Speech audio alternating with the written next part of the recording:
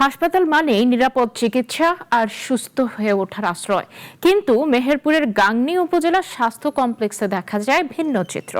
১৩ বছর আগে পরিত্যক্ত ঘোষণা করা ভবনে এখনও চলছে চিকিৎসা সেবা। ছাদে ফাটল, খসে পড়ছে পলেস্তারা, মাথার ওপর ঝুঁকি নিয়েই চিকিৎসা নিচ্ছেন রোগীরা। মেহেরপুর প্রতিনিধি রাব্বি আহমেদের তথ্য ও চিত্রে বিস্তারিত। ১৯৬৩ সালে ৩১ শয্যার হাসপাতাল হিসেবে যাত্রা শুরু করে মেহেরপুরের গাংনী স্বাস্থ্য কমপ্লেক্স।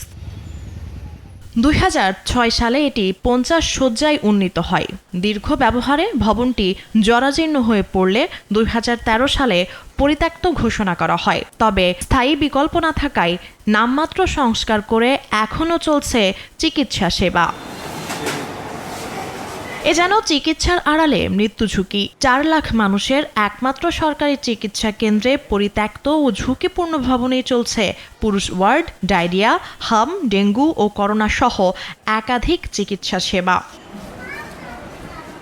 সরেজমিনে দেখা যায় ভবনের বিভিন্ন অংশে বড় বড় ফাটল সৃষ্টি হয়েছে।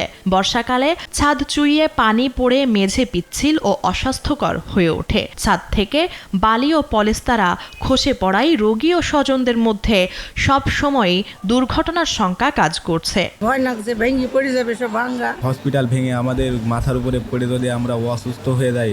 এই খাওয়া দাওয়ার সময়তে সিমেন্ট বালি ধরে পড়তে ভাতের ওপরে। আর এইরকম দুর্ঘটনা তো প্রায় অনেক জায়গায় আমরা শুনতে পাচ্ছি।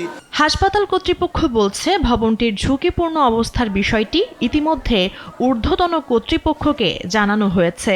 পরিদর্শনের পর স্বাস্থ্য অধিদপ্তরে পাঠানো হয়েছে প্রতিবেদনও। এবং এটা নিয়ে তো আমরা লিখতেছি যে ভবনটি ঝুঁকিপূর্ণ, দ্রুত এটার ব্যবস্থা নেওয়া উচিত।